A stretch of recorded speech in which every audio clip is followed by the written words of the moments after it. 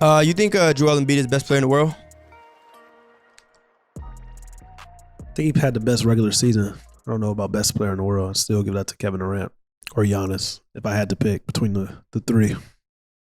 Wow. So, so there's a name you didn't say. Is there a reason for that? Who was the name? There's a lot of NBA players that, are active. There's a couple of names that you didn't say, so I'm asking. No, I just feel like if I had to pick, it would probably be, I think Kevin Durant is the best player in the world. I think Giannis Antetokounmpo has an argument as well. I think Joel Embiid has an argument. I think Nikola Yokic may have an argument. But I just kind of feel like based on the regular season, this regular season though, I always try to tell people this regular season, I think Joel Embiid has been the best basketball player in the NBA this regular season. I mean, what, 30.6 points per game, scoring title, all that. So, yeah.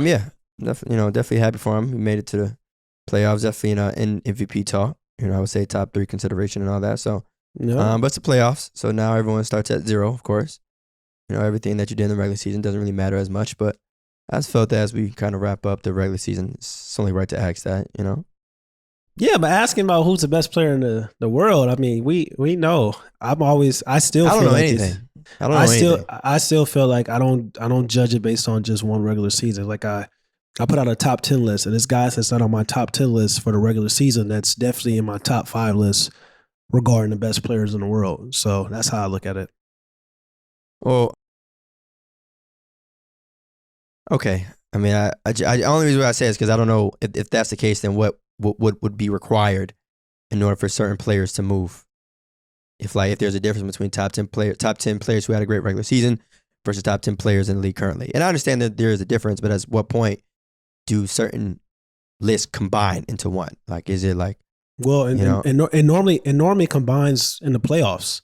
Like most times, like LeBron James for the past 4 years hasn't probably been the best player in the regular season, but he's been the best player overall. And then he would normally get to show that and showcase that in the playoffs when it matters the most. So similar to Kevin Durant, I had Kevin Durant when I ranked my excuse me. I had Kevin Durant when I ranked my top 10 list. I think Kevin Durant came at number 8 on my list. And you can find the list on AKISS NBA if you want to check it out on Instagram. I think I had him at number 8 on my list. But I think Kevin Durant is the best player overall. I think he's going to prove that in the playoffs. So that's what I'm saying. It can be different. We'll see. I mean, it's officially playoff time for some teams it's here. To play in. It's here. He's talking about, he can play in it. He can do this in the playoffs. Well, baby steps. We gotta get there first. They're getting there. No question asked. 100%. I'm not worried about that. Well, I'm not worried about that. They ain't ducking smoke like the defending champions. So what are you talking about ducking smoke? The Milwaukee Bucks start their starters because they don't want to play the Brooklyn Nets in the first round, or maybe because they just didn't want to get injured. Oh, okay. You can run with that. I mean, okay. What do you mean, okay? Teams do that all the time. It's a lot of guys. Like 80% of the league did that. Golden State Warriors, they do it. Like the Phoenix Suns, they really do it.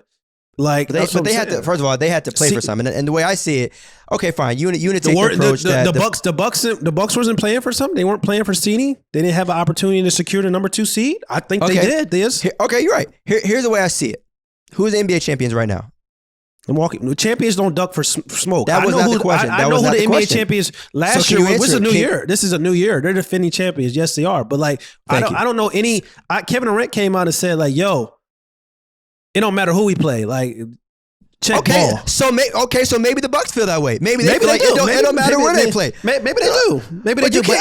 You can't say maybe they do and maybe I don't think they. I don't really feel that way because when you don't start all your starters and then you don't even play any of your top 8 players, 9 players.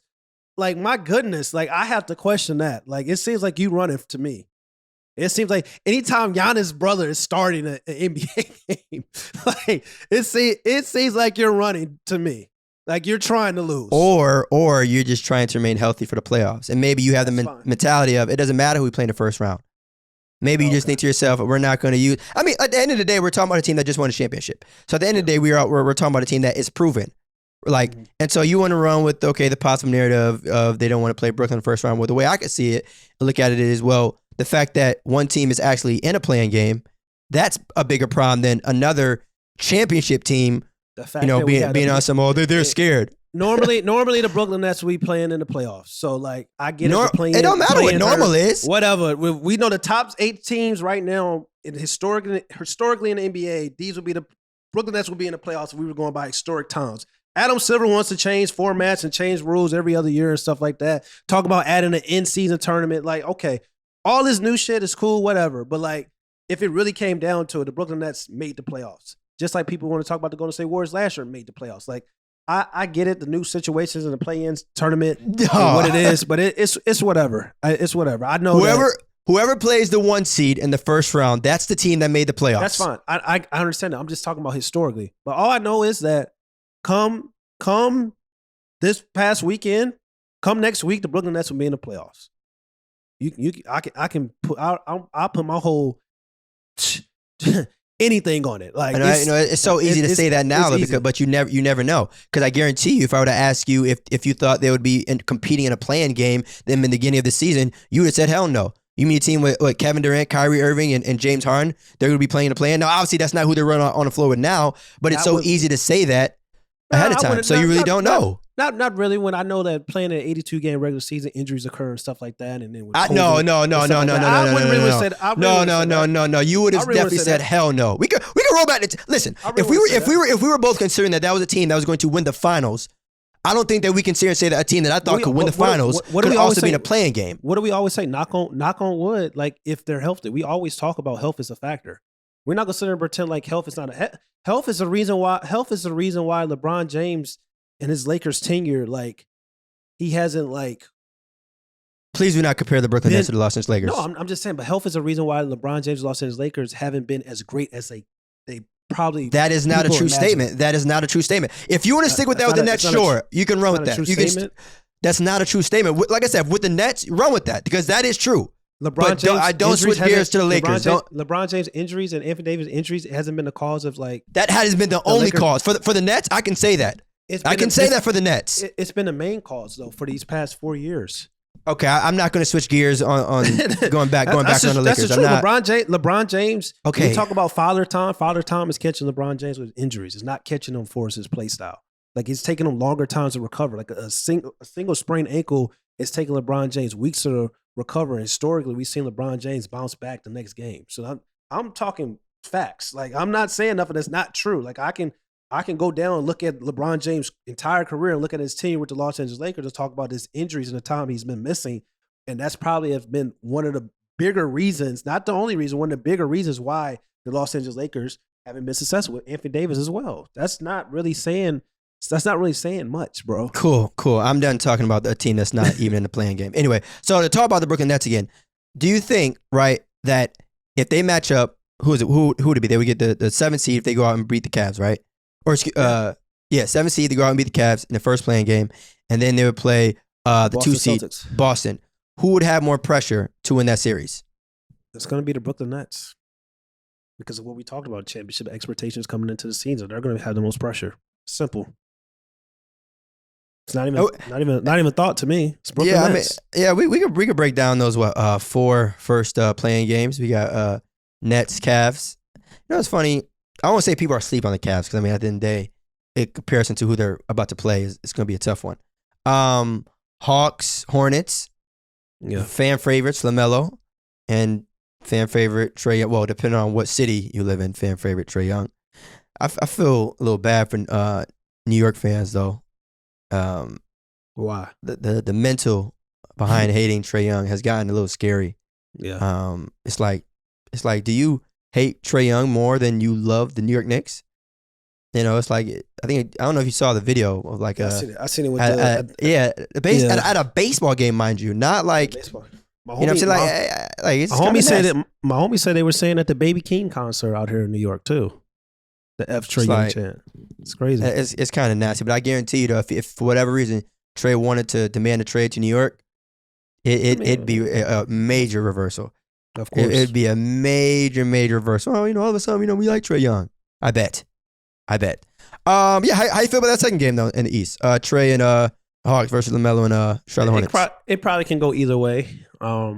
We know, like I said, it's March Madness style. Like you said, like I'm confident the Brooklyn Nets are going to go into the playoffs, but with the play-in tournament, you just don't know. Just same thing with I'll probably lead towards the Atlanta Hawks because they got experience, deep playoff run last year, but you never know. But I'm kind of leaning towards the Atlanta Hawks. It should be fun, though.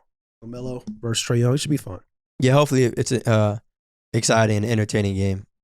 I know obviously we're talking about, two of the most promising, I think, young point guards in the game. So to kind of see them match up for a win or go home kind of situation is going to be major. But do you think, there's going to be or do you feel like there should be a lot of pressure on Trae to get it done in terms of, if we put him in certain categories? Not really to me. I mean, not even against the Hornets?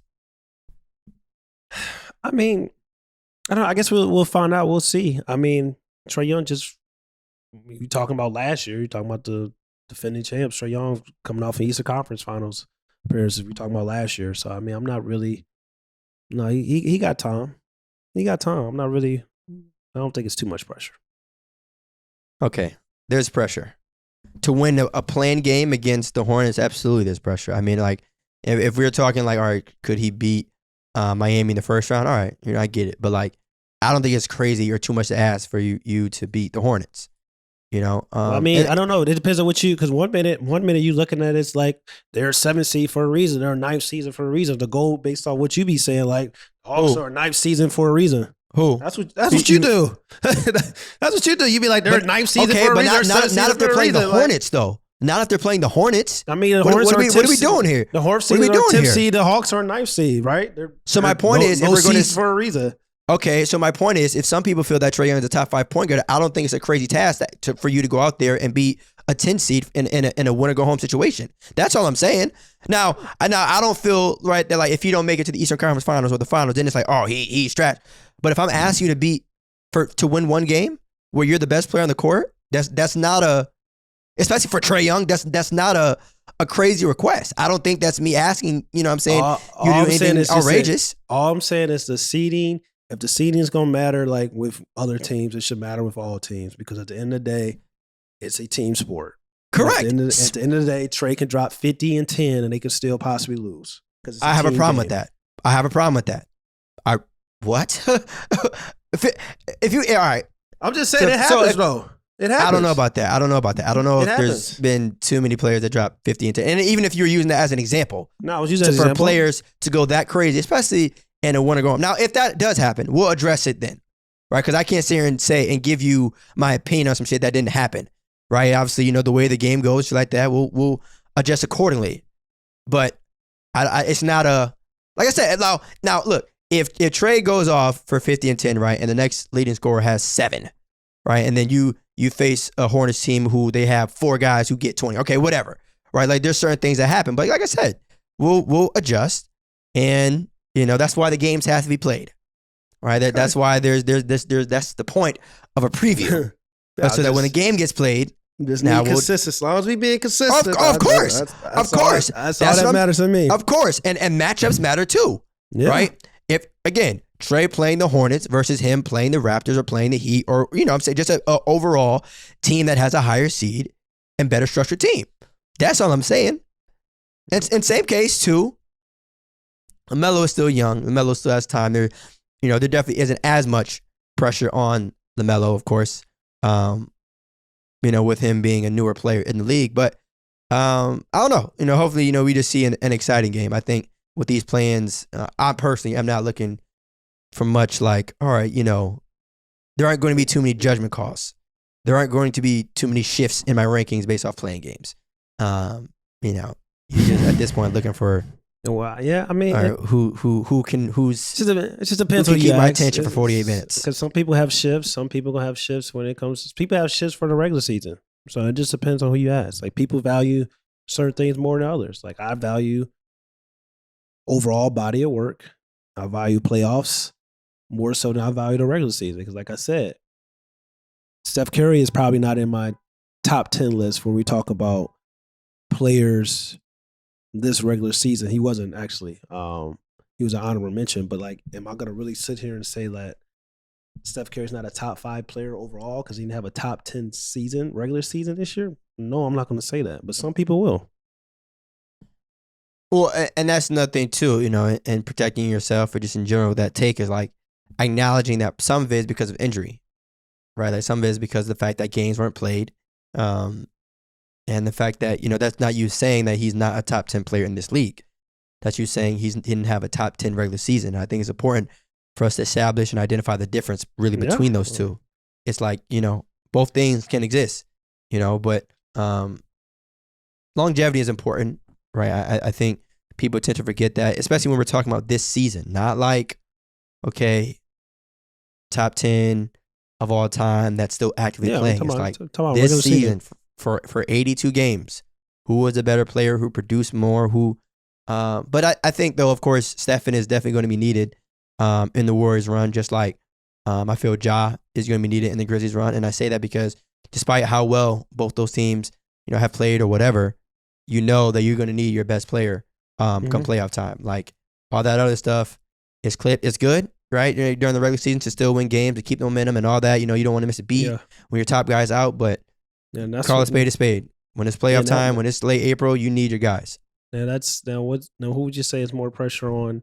Let's say the Clippers. It's the Clippers in Minnesota, and it's the Hornets and the Spurs. That second. No, game. Pelicans and Spurs. Pelicans and Spurs. man is still living in when they were Pelicans and Spurs. I mean, that last game is so nasty. Yeah. So you gonna shift to the Western Conference? So wait, what? You said the last game was so nasty. What game are you talking about? What I'm teams? talking about the Pelicans and Spurs. Like Jesus, that's that's I seen this. Disgusting. It's so disgusting. I saw a tweet. It was a couple years ago. In the bubble where they were, I think the Magic and the Bucks, I want to say, were playing in the first round, and someone was like, they got to just stream that shit on IG Live. And honestly, this Pelicans is Spurs game. And someone was like, hey man, they like 10 games under the throw 500. that shit up. Nobody cares about that. But the Minnesota and Clippers matchup, I'm very eager to see. Let's talk about that first. I like it. Hey, Anthony Edwards, bro, special. No. Special. I know people go crazy with the Michael Jordan comparisons and all that. I'm not going off that ledge right now, but I will say he's special. So if I had to choose one for that one game, I know who Memphis want to see. I know that. I know who they want to see. Let's go, Minnesota. So you know what though? It's tough, man. Nah, I know they want to see Minnesota. I'm gonna go Clippers in that one game just because they have the guy that's proven it. That shout out to Paul George, playoff B. And we've kind of seen what he's been able to do at the highest of moments. And not even just with the Clippers and stuff, but even dating back to his time with the Pacers, I still think the Timberwolves can do it, right? You got two guys and Cat, Anthony Edwards, I could put up a shit ton of points quickly. But in terms of really getting it done in the playoffs when it matters the most, Paul George has done it already. So, but that might, now that I'm thinking about it, that might be my favorite game of all four. I mean, in terms of like a straight up hoops, I think the Trey versus LaMelo matchup and narrative, that might be exciting. But in terms of the actual game, the Clippers and Timberwolves one, that can get active. It can go either way because, like I said, but you know what? I'm sorry. Go ahead. No, I was just saying it could go either way. The Timberwolves got an underrated big three. When D'Lo plays well, they're really a underrated big three. When he plays well, like he's their X factor. So I need Karl Towns. I need Karl-Anthony Towns to give me at least 30. I need this to really be the coming out party. I need this to be his big game, his big moment. Because it's tough to make the playoffs, despite what everyone wants to say and stuff. It can be very, very tough to make the playoffs. But when you get this close, right, especially we're talking about in a playing game, when, I know obviously if they lose, they can, advance to the second round of playing, whatever. But, like, there's been a lot of comparisons for him over these last couple of years. But now it's like, yo, you have everything. And again, I don't feel like he's complained, right? He hasn't complained like, all right, I want to leave. He's complaining. But I mean, like, well, put it like this.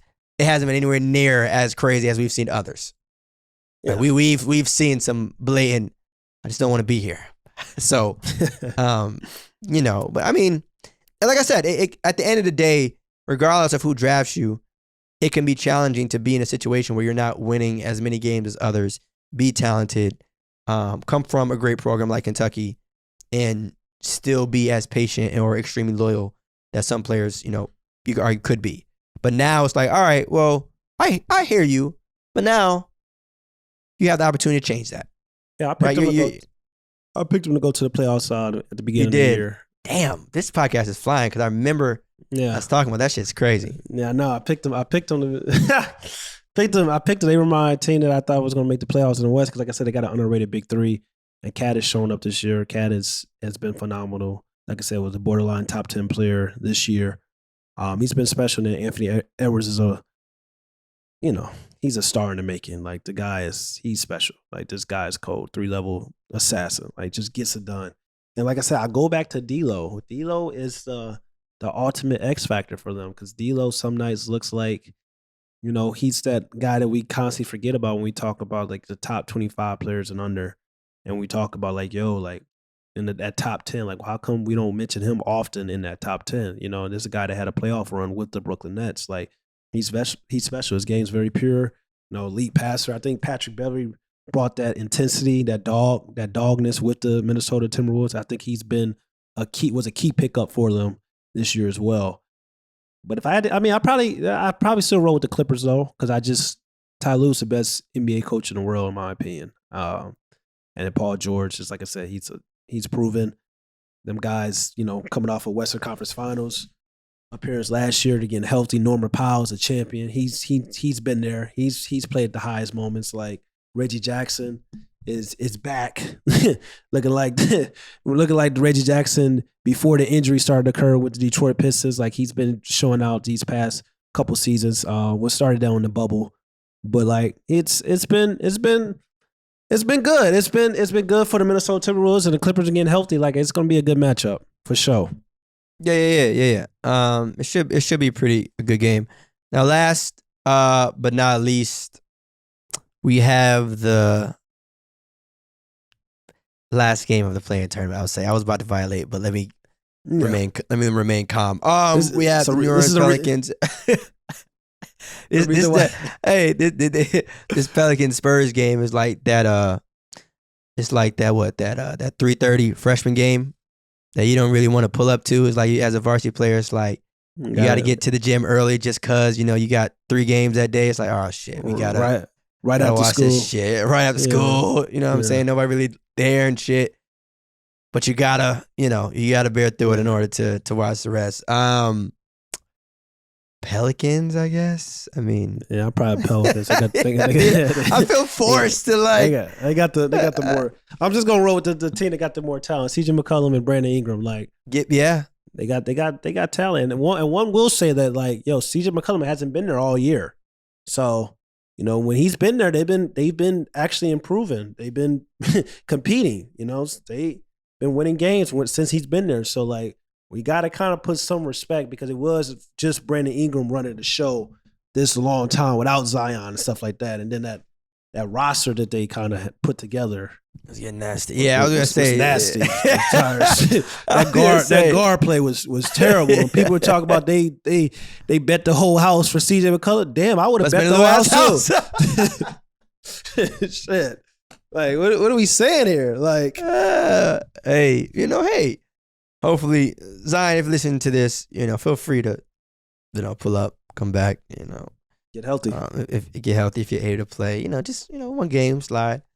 But yeah, that's that game from the Spurs. What? Who knows? Maybe the Spurs might get active. We might see a 30-point trip dub from DeJounte. May see that in a loss. Well, that's the thing though about games like this. It's like as great of an individual performance you might have, you feel me? If it results in an L, then literally it was pointless. You'll still get criticized for losing. That's just a sad truth. But the game is a game. It is what it is. Yeah, good. We'll see some plans. Yeah, You want to run through some 22? Was it 2022? Yeah. Regular season awards. You got your picks. I'm always about it. I'm always about it. Who's your MVP? You want to run it down? You want to go one by one? Yeah, but we can run it down. One by one, or you want to stop and go? Oh yeah, stop and go. Let's do one award at a time. Okay. Who's your MVP? 2021-22 NBA regular season. Who is your MVP, Mr. I like wins? Oh, then you already know the answer to my question. So my 2021-2022 MVP is Giannis Antetokounmpo of the Milwaukee Bucks. This will be his third year of winning MVP. I know that might bother, some people, but just the idea of like he has been dominant, and he's been on a winning team. He's been consistent, and I don't see a reason not to give it to him. He has a combination of being extremely dominant as well as having a bunch of wins, and that combination right there says a lot. So I'm gonna go with Giannis. Third time's the charm. Would you say Giannis was the best individual player this year? Would I say Giannis was the best individual player this year? In the regular season? Right. Because I said Joel. I think Joel had the best. Yeah, Joel was definitely dominant. And again, like, just to be clear, y'all, and I know you don't think this, but like, for whatever reason, people think that just because you're saying one player means that you're saying that another player is cans. Not saying that at all. I think if Embiid or Yokic or maybe even Book gets it, it wouldn't be a crazy take considering the numbers in Book in terms of the overall wins that he kind of helped lead the Suns to. But I was still, damn, that's tough though. Most dominant. Yeah. Embiid was giving dudes 30 a night, left and right. Yeah. Left and right. That's tough. I wouldn't use the word dominant for Jokic. But it's definitely a toss-up between Giannis and Embiid. I'll say Embiid. That's a tough one. Though. For either one of them, Giannis or Embiid, there hasn't been an answer. So that's, I will say that. There hasn't been anyone that's really been able to like slow down. But yeah. Yeah. We got to do Rookie of the Year next. My MVP, I'm all about consistency. Like I said, I'm always going to be about consistency. The MVP award has always been about who has been the best player historically on the best team in the NBA. So if we're going off of that, I got to give the edge to Devin Booker. I think Devin Booker deserves to win the MVP. He was the best player on the best team in the NBA. Suns won over 60 wins this past season. If the MVP award is based on individual numbers, if we were talking about that, then James Harden should have 3 MVPs. You know what I'm saying? If we're talking about that, when Steve Nash won the award, LeBron James, Dirk Nowitzki, and Kobe Bryant, I think their teams had 50 win point. They won 50 wins as a team and also had better individual numbers, but they didn't win because Steve Nash he was the best player on the best team in the NBA. So that's when we talk about certain things, that's why I had to bring that up, because it's just like consistency matters. So that's why I would say that Devin Booker should win the MVP. And that's why I said, based on history, I'm gonna roll with Devin Booker. But if you base it on individual, we know who's gonna win. Like who had the best individual statistical season. We know who's gonna win the MVP. He's gonna be a 2-time back-to-back MVP, and that's Nikola Jokic. But oh wow, I didn't think that's who you're gonna. I thought someone Giannis, to be honest. Nikola Jokic. No, because even though I feel that Joel Embiid had the best regular season and probably was the most dominant and played 2 sides of the ball, when we talk about individual numbers and what Nikola Jokic was doing offensively, and then when we look at like not having his team, not having his second best player or his third best player and those historic numbers, and then you look at the advanced stats and analytics, that's why I feel like they're probably going to give him the MVP award. But to me, like I said, consistency, I'm always saying like, historically this award has gone to the best player on the best team, especially in this case where it's so clearly it's been Devin Booker. You know what I'm saying? So I think Devin Booker should win the MVP, but he's probably not. It's probably going to most likely be Nikola Jokic. And Giannis has a case, but Giannis fatigue with Giannis. You know what I'm saying? It's MVP fatigue with Giannis. That's just the truth of it. Yeah, and though, it's so unfortunate. I think, honestly, on the lowest of keys, Russ winning MVP that year might have hurt a lot of people's mindsets when it comes to what that award really means, right? And not to say that Russ didn't deserve it. That's not what I'm saying at all. But just the idea of like that moment was so special and unique. People never thought that we would ever see a player average a trip dub, right? And naturally, even after that statement, people's mentality, even after that, was, well, look at who else was on his team. Yeah. Right? KD left, and now he had to do all these things by himself, and he still got it done. And now we're hearing people do the similar thing with Yokic. He didn't have, Jamal, he didn't have MPJ, and he's still getting it done. Well, my thing is, just because one player is getting it done despite his other teammates not being there doesn't mean that we take away from guys that are still dominating. You know what I'm saying? Like guys like, again, to your point, Giannis, Devin Booker, Joel Embiid. Now, again, shout out to Jokic for still getting it done. That's not something to knock at all. But I'm not about to sit here and say, okay, he had less, so that means he should get it. Have we seen what those other brothers are doing? And it makes no sense because, like I said, it was the 2005-2006 season, and I said to the Lakers, it was Dirk Nowitzki and LeBron James, both their teams won 50 games. I said the Lakers won 50 games. They didn't. But Kobe's team, Kobe got them to the playoffs. Kobe was probably the best individual player that regular season, and he averaged, I think, 35 points per game. And he didn't even finish like top 3. You know what I'm saying? And it was just like he didn't have a great team around him, but he still anchored them to the playoffs. So it's just kind of like what you said, Theus. It's just like, yo, I understand the situation with Nikola Yokic. I understand that Jamal Murray's been out. I understand that Michael Porter Jr. has been out. But it's not like a situation where we look around the block and we don't see other dominant players who have putting up, may not having a better season than you regular season, but it's just as close or maybe even. You know what I'm saying? And that's what you could talk about Joel Embiid. You can talk about Giannis, and Nikola Jokic. Like, it's been very even. Then you look at Devin Booker, like, yo, best player on the best team. Steve Nash won the MVP award with averaging 18 points and 10 assists in 2005 because he was on the best team, kind of like in the best NBA. And I know that MVP is not a team award. I admit that. It should always been based on individual performance because it's an individual award. But what we're not going to do is sit here and say like, yo, we're not going to like look at Russell Westbrook's one historic season where he won as a 6 seed. And now we're going to start playing it and make it seem like, yo, pretending like what Russ did wasn't anomaly. Like, it was like something we never seen before and thought we would never see again. You know what I'm saying? And now we're going to say, oh, Nikola Jokic, his team, his players is out. He's on the 5th. He's on the 16th. Let's give him the MVP. But then it's just kind of like, that shit didn't happen with James Harden. Because if we base it off of individual awards, James Harden should have 3 MVPs. Kobe Bryant should have at least 2 MVPs. You know what I'm saying? Like, we basing on the best individual stats and player for the regular season.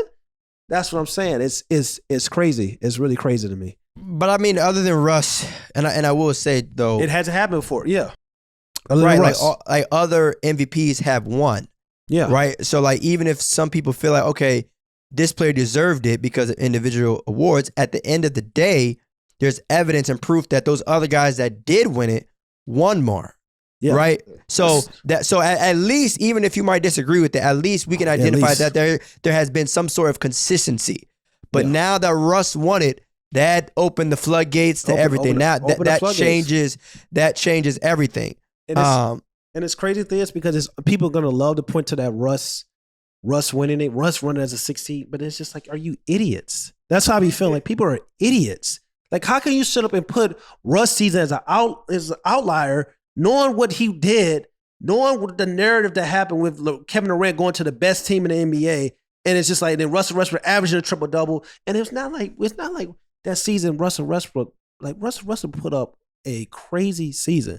That's probably arguably a top 5 MVP season, regular season in the history of the game. Like, it was phenomenal. It was special. Then he capped it off with a game-winning 50-point performance. Like, this, people forget. Like, let's not talk about act like this was just like something he was like. No, it got normalized because over the next year, Russell Westbrook averaged a triple-double and stuff like that. They got it normalized. Russell Westbrook normalized a triple-double. But, yo, that regular season, that first year he averaged a triple-double since Oscar Robertson was so crazy and phenomenal. Like, yo, that's why it should be an outlier. That's why it shouldn't be like, yo, now Nikola Jokic, he the best player in the regular season. He put up the best individual numbers. His team's out. His teammates out. No, let's not get it twisted. But But why do you feel that it's different for Jokic though? Why do you feel like it should be? What you mean? Like you're saying, like let's not get it twisted. Because it's not a historic season. Like they talk. I wouldn't go that far. It might not be as historic. I'll give you that. It might not be as crazy as Russ, but I wouldn't say.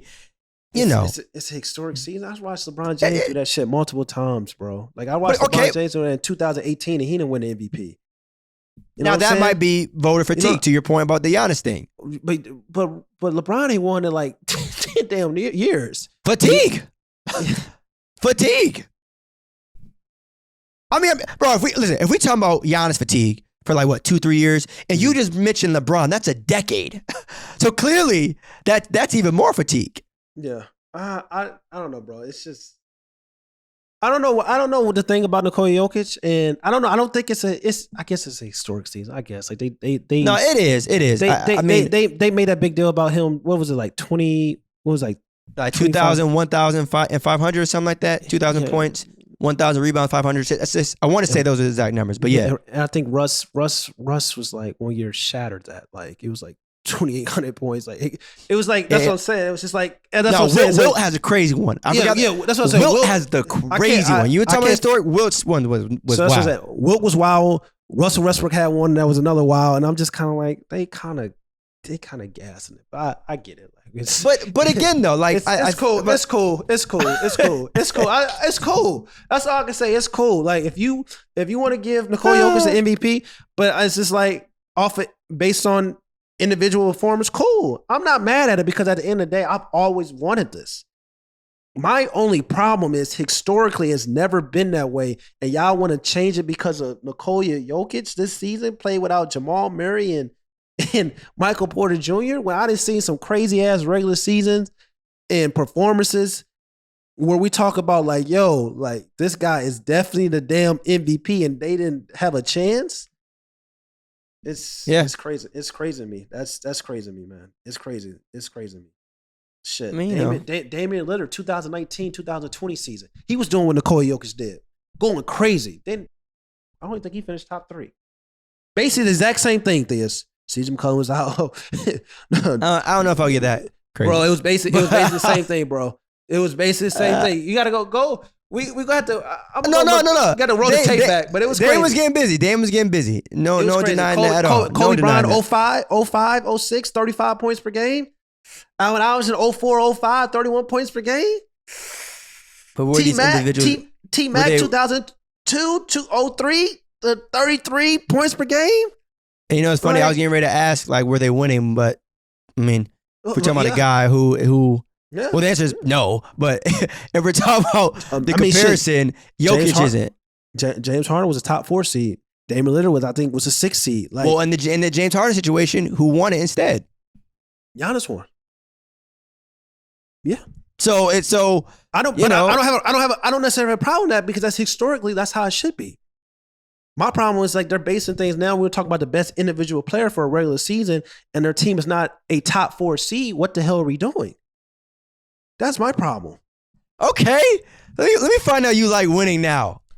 Let me find out my boy like winning now. Welcome. I want to say welcome. I'm just saying top 4. That's what I'm saying. MVP outside of the Russ year, MVP not winning. MVP being anybody other than a top 4 seed in their respective conference is kind of crazy. It's kind of crazy. Hey, we happy to have you, man. We happy to have you on this side of the board. It's kind of crazy. We really are. It's kind of crazy historically, but I'm saying they want to change the guard for Nikola Jokic, and they want to use Russell Westbrook as the like, oh, let's open up the floodgates. No, I'm never gonna let people do that because what Russ did, and Nikola Jokic is doing is not even a thing. It's not even a thing. Russ averaged a triple-double with no spacing, no shooters. Like work. No, nothing. I mean, Jeremy Grant. I think was Jeremy Grant still there? You can make the case that KD Loki had to deal with some of that too when he was there, but that's different story. Steven Adams, Victor Oladipo when he went to Indiana. It was a whole lot of things. Like Russ was out there hooping. Yeah, you talking about pre-Pacers, Sabonis? I mean, right? Yeah, it was Sabonis on that team. Because that was with the trade, right? PG. I think he may be right. That's what get it. Yeah, I remember that team. Was it with VO? I don't think Jeremy was Jeremy Grant on. Jeremy Grant was VO Victor Oladipo. Was Jeremy Grant on the team? That's what I said. I don't remember. They had a bunch of guys. They had a bunch of guys who didn't come. They had a bunch of guys on the team that wasn't good until they left OKC, and they were playing like you know what. And then they left OKC and they got to got to fire a little bit and got to their game got to really develop and blossom. Yeah. But it was nasty. Yeah, and some players are the exact opposite. They are very talented, and then they go to a certain franchise, the Knicks, and then just completely change. Man, sad, but unfortunate. But yeah, for MVP, I got Giannis. This would be his third one. Give me Devin Booker. Do you want Book? Yeah, you got Book. I'm not mad at it. I'm not mad at it at all. I got Book. I know he ain't gonna win, but give me Book. Give me Book. If not Book, give me Giannis. Give it to Giannis. If not Giannis, give it to Joel Embiid. But damn sure don't give it to Nikola Yokic. Damn sure don't give it to him. If anybody, because that's and it's not I like Nikola Yokic. We had so many podcasts on Nikola Yokic. I love the guy, what he's about. First point center in the NBA, phenomenal player. You're running the offense through a center is very special. But when we talk about certain things historically and the historic factor, other than Russell Westbrook, and the reason why Russell Westbrook won, we know the reason why, the triple-double historic season. We've never seen this shit that's about to happen. So don't even get surprised, but it's about to happen. This shit is crazy. Should Nikola Jokic win MVP? I think he should definitely be considered a candidate. Of course. There's no doubt about it, but should he win? It's a different ballgame. But at the end of the day, he has the numbers. You get mad at what, I know people want to talk about, 6 seed. At the end of the day, you ain't have Jamal, you ain't have MPJ, and he's still putting up those type of numbers and winning. Hey, a case can be made. So a case can be made. You're right. Joel Embiid, Giannis, Book. A dialogue is important. You feel me? But all right. Rookie of the year. Who we got? Shout out to Detroit. Shout out to Detroit. Shout out to Detroit. I'm going with that boy Cade. Definitely recovered over the years. I know early on a lot of people. Yeah, this season. But a lot of people had someone else or other people. It almost like it was a clear cut favorite early on. But Cade said, "Hang on, I'm here." One sec. I'm here. But yeah, man. I'm gonna go with Cade. Not an easy decision, but I'm gonna go with. Yeah, I respect. I'm going with Cade too. I still think Evan Mobley is probably gonna be the most talented player out of this draft, but I got to go with Cade because Cade is just his game. He was the most ready NBA player out of the draft. His game is very, very well developed. Detroit, get that brother some help, and you'll be in the playoffs. He's that special. He can do everything, and he can shoot. Yeah, maybe they get some free agents. Take one step at a time. and he can guard too. So we looking at a all around player who got a pure jump shot that can guard. It may get scary in a couple of years. But you know what though? He's serious. I'm so excited to see where the league is heading because there's going to be so many young point guards that are going to take that leap, and eventually it's almost like that statement of it's a little corny, but bear with me. There's a line of The Incredibles where I forgot the superhero name, but he was a kid. But anyway, he was like, once everyone is super, nobody is.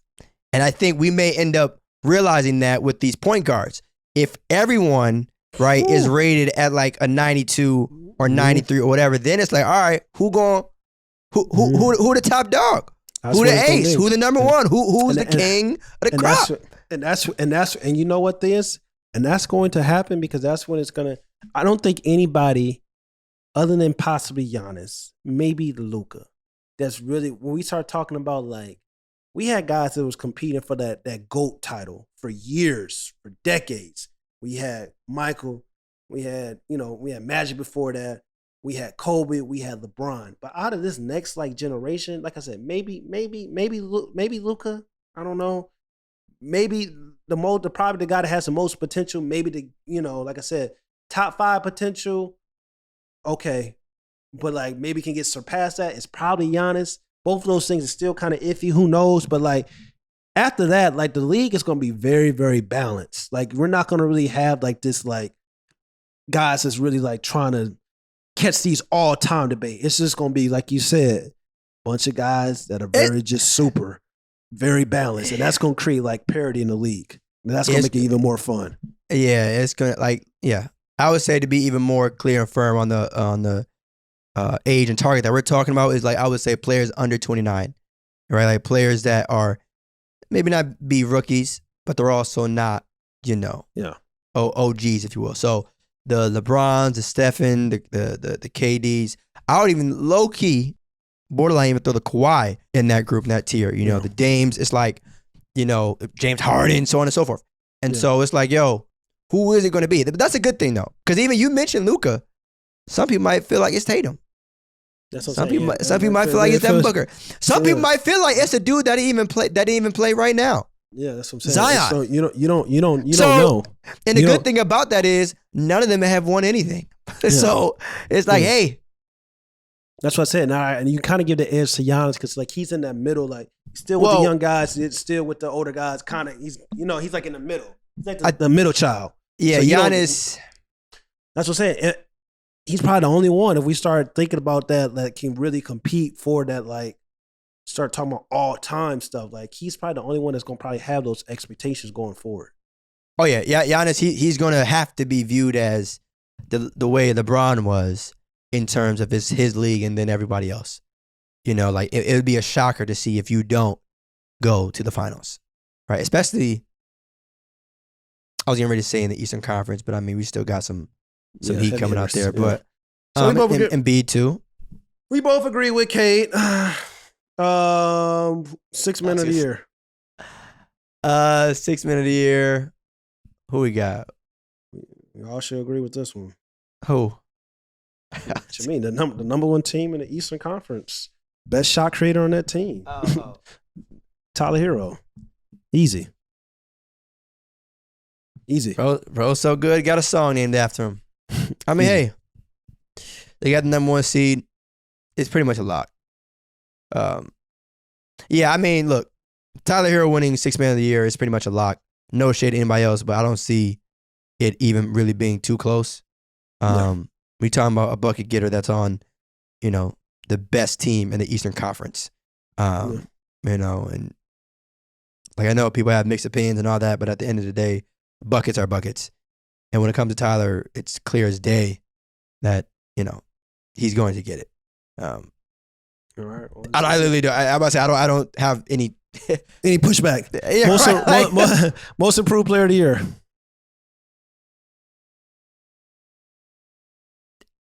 He already won it, so I'm not going to say him. People might say Ja, but I don't want to get that active. Nah, Ja was an MVP candidate. So you do both? Nah. But I'm saying he was an MVP candidate some parts of this year, though. Yeah, he's not. I'm not giving him most improved. I'm low-key want to say Pascal. Pascal had it already. I know, that's saying. No. Well, while you're thinking, I'll tell you who the most improved player of the year award is. It's Jordan Poole of the Golden State Warriors. Jordan Poole's been phenomenal. Jordan Poole's been special. He's starting games. He's come off the bench. Like, he's their X factor going to the playoffs. I think he has to be the second best player on their team for them to be serious come this postseason. I know they have Klay Thompson. I know they got Draymond Green. I know they have that Andrew Wiggins, but I really think that Jordan Poole has to be the second best player on their team. Because like what he does, like his shot making ability and creation, he takes so much stress off of Stephen Curry because they have another guy that can do what Stephen Curry kind of can do when we talk about elite shot creation. As great as Klay Thompson is, you got to kind of find Klay Thompson the ball. You know what I'm saying? So it's just like his klay to get hot and to really get going kind of depends on others. You know what I'm saying? So like if teams are going to lock down Klay Thompson and try to lock down Stephen Curry, that means that Jordan Poole has to be that guy that can really like, yo, you gonna have the one-on-one coverage. You gonna have guys like, yo, say, yo, we ain't worried about we trying to lock down Klay Thompson. We trying to lock down Stephen Curry. Like, what you gonna do about it, Jordan Poole? So that's what I'm saying. I think in the playoffs we're about to see a phenomenal run by Jordan Poole, and I think he was the most improved player of the year. So to the Klay Thompson thing, it's funny. I think it was the first time he's ever had 3 straight games with 30-plus points. This season, right? No. Ever. Who? Jordan Poole? No, Klay. You mentioned. Wow. Yeah, Okay. I'm pretty sure now they were mentioning like this is the first time ever that he's had 3 straight games of 30-plus points. I'm pretty sure. I don't think it could have been this season because he wasn't playing a lot. But either way. But he definitely got busy. Last game of the season in New Orleans, Klay. Yeah. In terms of just seeing what he was able to do again without Stephen Curry. He's on a hot streak right now. I'm happy that he's healthy. To answer your original point, I'm with Jordan Poole. That's actually a good one.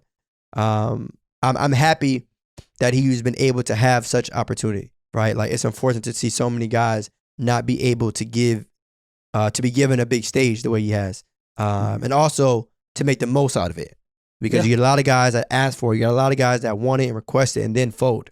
To be one of arguably the most consistent second option, second scoring option.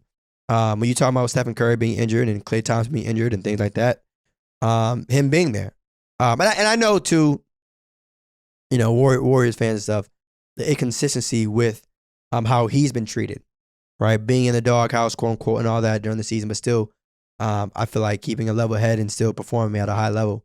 He definitely has a bag. Like, he needs some minutes. He needs to start.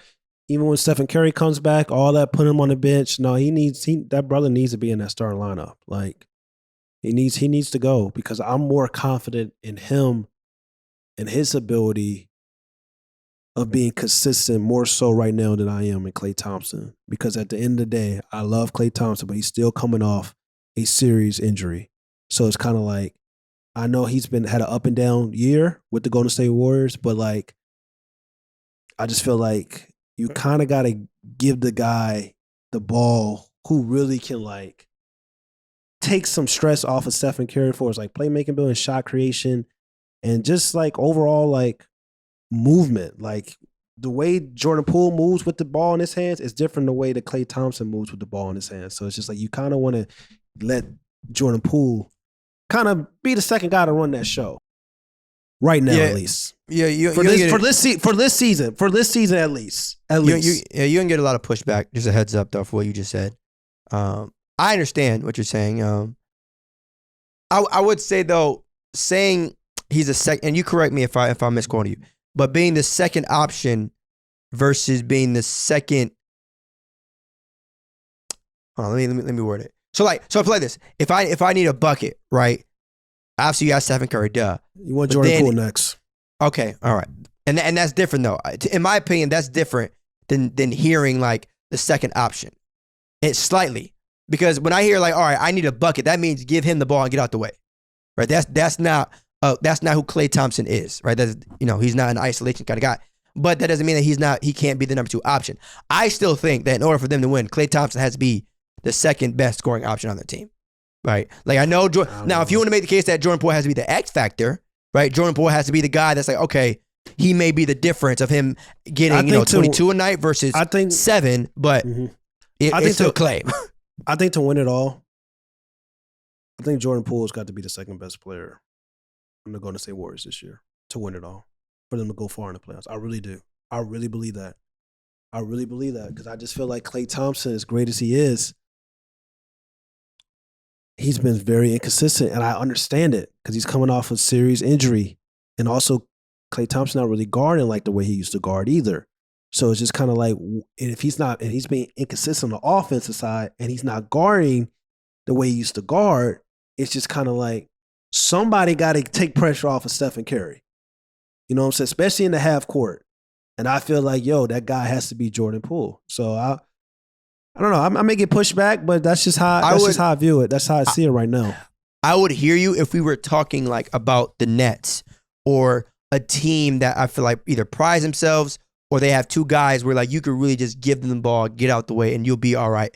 But with the Warriors, their playing style is ball movement, right? Even with the way Steph plays. Steph, he is a given, you can give him the ball and just get out the way and he'll score, but that's not really like how he really operates. You know what I'm saying? And so because of that, when you have a guy like Klay that can catch and shoot off the ball, right? When you have a guy like Draymond that can facilitate and be cool without, having to put up 20 shots a game, I think that overall helps that team. And so with Jordan Poole being a fantastic isolation player, that's obviously a great thing, but I'm not going to say that just because he thrives off the isolation game means that he needs to be their second best player. Klay Thompson can still catch fire at any given moment, right? Like, and he doesn't need much space to do it. And he could be having a terrible night and flip the switch just like that. And on top of that, he's proven, right? And on top of that, like, I think we're reaching a point with this team where it's like, you know what, he's gonna have to get it done. But hey, I'm not mad at it. That's definitely a take that some people may or may not agree with, but it's still Klay Thompson. I think we're here. I think the change of the guard is coming. I think it's happening. I think Jordan Poole, and like I said, I predicate this on like, it may not be this season with Jordan Poole, like for like next season when we talk about like, really coming into his own, or it may not be with the Warriors like in general. And when I say that, it's kind of like, I think he needs to be in a situation where like he has to be I want him to get the minutes. I want him to be a full-time starter. I want him to have all that, have the opportunity to shine and showcase his talent.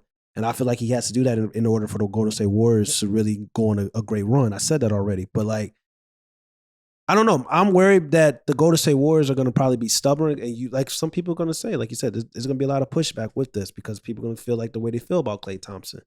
But at the end of the day, based on what I've seen this year with Klay Thompson, if this is the result of what's going to happen going forward in the future, and you're going to possibly like keep being stubborn and being like, oh, okay, I want, Klay Thompson still got to be our second best player, but it's just kind of like, if you really watching these games, you start looking at it, it's kind of like Jordan Poole may be ready. And I really feel like he's ready now. I may be wrong. Like this take could be a little bit too early, but I just feel like, eventually like Jordan Poole has to be their second best player if they want to go out and continue to compete for championships other than Klay Thompson. And I hope that he gets to do it with the Golden State Warriors, but he may not be able to do it with the Golden State Warriors. He may have to do it with another team to showcase like, especially if they're going to keep playing this game, but like he's a part-time starter. Like he starts sometimes, he's coming out the bench sometimes. Like that's not what you need to do with a guy like Jordan Poole, who's kind of like showcases his talent every time he starts and elevates his game. And you're seeing like,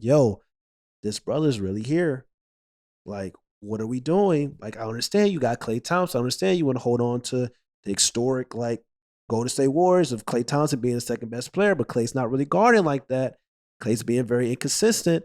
It could be a possibility that Klay Thompson, as great as Klay Thompson is, it may be time for him to be the third option. Like, it may be time for him to, like, sacrifice a little bit.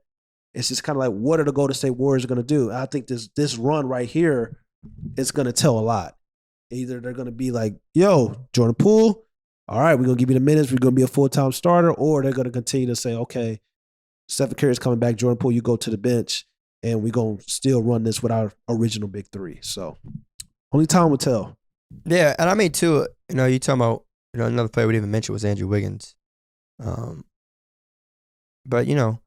it's crazy, too, because the Warriors still have their solid core, right? The core that's won them a championship in years prior. And it's like, well, if they have the guys that got them, to that point, 7-3 wins and all that, these guys are older now. They got to get done. Even Steph. Yeah. Steph's not performing the way, we're used to seeing him perform all the time. It's kind of like LeBron. LeBron went from a guy that could will teams to victories. We saw that this year. That ain't LeBron no more. He still may be a top 3, top 5 player in the world, but he ain't willing no teams to victories. He just ain't doing that, even if he averaging 30. It's the same thing with Stephen Curry. Like certain things and like them big shots and them big like things that he does, like, okay, he does it still, but it ain't like how we used to seeing it.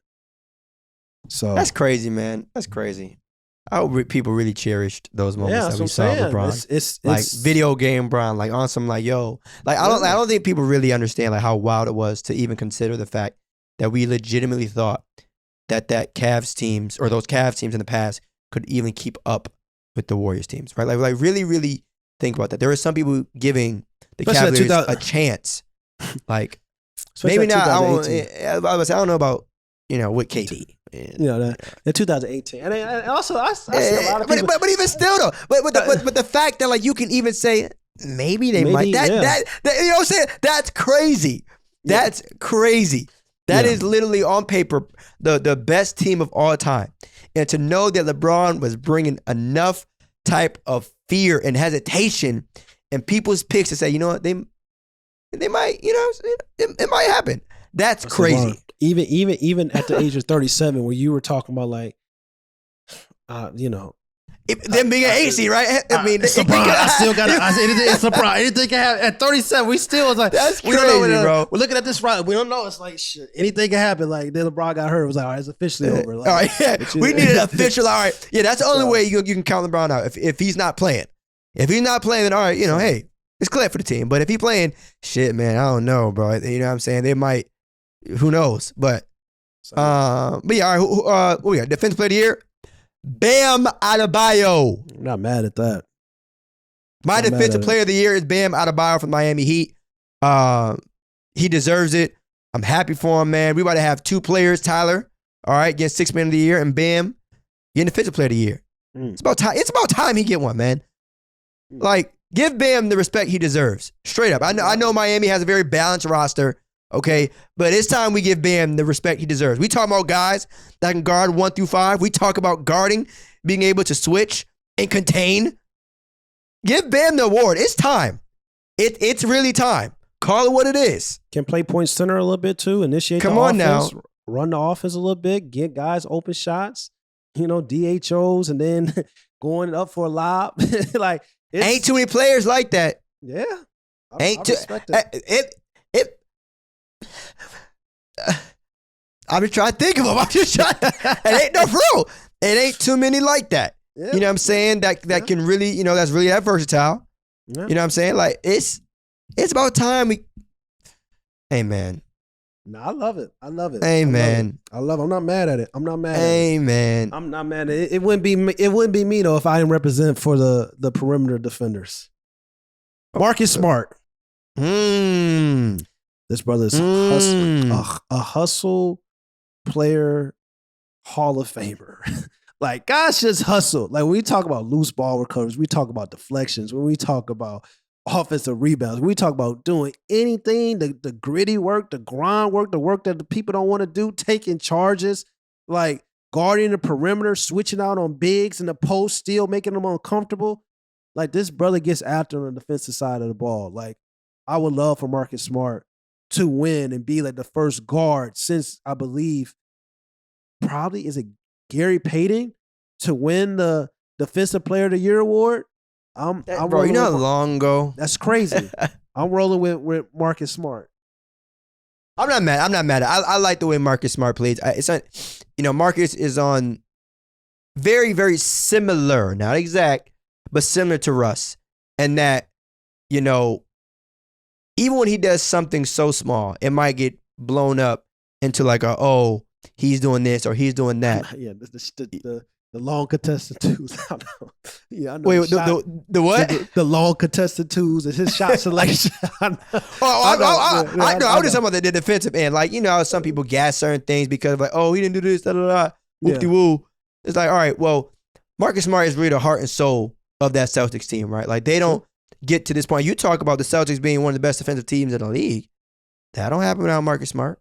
That's real. Shout out to that whole squad, of course. Don't get me wrong, but that don't happen without Marcus Smart. Ooh, it's gonna be. Oh man. So it's gonna be because, like, man, I wish. I'm just saying. I wish the Boston Celtics had Robert Williams because they got a legitimate argument can be made that like Robert Williams is a rim protector and stuff like that, of course. But like their 1, 2, and 3 are all two-way players. Marcus Smart, Jason Tatum, and Jaylen Brown. Like these guys are, they can. Well, Jason Tatum and Jaylen Brown put the ball in the hoop really, really well. Marcus Smart's, 3-point, 3-and-D guy. He does his role. He does his role. But like defensively is what I'm really talking about. Like, like they can guard. Like they really get after it. So man, there's someone else on the Celtics that I feel like I'm missing. It's Marcus Smart. Al Horford. JB, Al Horford plays defense. Al too. Horford, yeah. Yeah. So help side defense, rim protection. Okay, Boston. So, Okay, Boston. Robert Williams is hurt. They missing an athletic rim protector. So it's gonna be interesting this playoffs. When is Boston gonna win it? No, let me ask this. Not just when is Boston going to win a championship. When is Boston going to be held accountable for not winning a championship? I think you said they are flying under the damn radar. If you really, really think about it. I think you said it perfectly well a couple podcasts ago. This is the last year they get that young card. You said it like this is because you start looking at it like like Jason Tatum, like Jaylen Brown, like y'all got a wing tandem similar to Paul George and Kawhi Leonard. You know what I'm saying? Like it's this your last chance. This really like your last year of like the young card like being pulled for them guys, and that's valid. Because you look at those other three big teams in the East, right? They got superstars, right? Brooklyn, KD, Kyrie, proven. Giannis. Milwaukee, Giannis just picked up a 50-pointer closeout game in the NBA Finals. Cool, right? Joel been there to the finals. I won't even talk about them, but them too, right? They got that experience. Philly, James Harden, MVP of the league. He's been to the finals, even though it was with Stunner Days, whatever. Feel me? Joel Embiid just got a scoring title. He's been an MVP candidate before. Just averaged 30.6 points per game. So it's like, all right, cool. You know what I'm saying? You don't get it done this year, Boston, but at some point, we can't call you. Like, it's almost like, you see a freshman playing varsity. They get a turnover. All right, don't worry about it. I know one thing. Straight. This would do a lot for them, like for it's like their overall like confidence and feel like, this our year if they beat what I think who they're gonna probably end up playing, the Brooklyn Nets in the first round. If they go out and do this, that's a tough role though. If you think about it, it's tough. You it's tough. You beat KD, Kyrie, and then you happy, and then now you got to play Giannis. That's tough. That's what I'm saying. But it would do a lot for their confidence though to have that chance. Oh my goodness, it's a tough. The East is tough. Think about the road the Celtics may have to go on. They may literally have to face arguably the four best players in the entire NBA this year. Really think about that. You might have to face Kevin Durant in the first round. Nasty work. You might have to face Giannis in that round, in the next round. And then you might have to face Joel Embiid in the Eastern Conference Finals. And if that ain't good enough for you, you might have to face Stephen Curry in the finals. Yeah, good luck, Boston. You never know. Good luck, Boston. You never know. Last but not least, Coach of the Year, Eric Spoelstra for me. Not really matter. Shit. I might not be able to tell you who could win Coach of the Year immediately, but I could tell you who shouldn't win that shit. I got a couple names in that one. Who should win Coach of the Year? I wouldn't be mad at Monty Williams getting it though. What about the Memphis Grizzlies coach, Shinkins? Much respect, much love. I mean, obviously, but it's very similar. You're not gonna like this, but it's very similar to Yokic now winning MVP in terms of like rewarding a player for winning, even though or his certain guys aren't there. In the same case, rewarding a coach because his player wasn't there. Now again, what the Grizzlies have done this year has been crazy. True. But I'm still going Monty Williams. Franchise record. With the Suns this year, so best team in the league, best record in the league. Like I said, franchise record, and he's had his top two guys miss games, and still win. Obviously, the Grizzlies have done that as well. But I'm gonna go Monty Williams. Who going with? Eric Spoelstra. Oh yeah, you did say that.